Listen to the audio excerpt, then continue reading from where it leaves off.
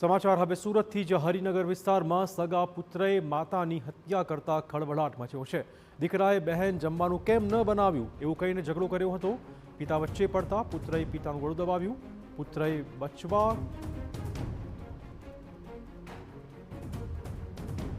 દીકરાએ માતાને ધક્કો માર્યો અને તેનું મોત થઈ ગયું છે। પુત્ર વિરુદ્ધ પિતાએ ઉધના પોલીસમાં ફરિયાદ પણ નોંધાવી છે। પોલીસે પુત્ર વિરુદ્ધ હત્યાનો ગુનો દાખલ કરી તેની ધરપકડ કરી છે।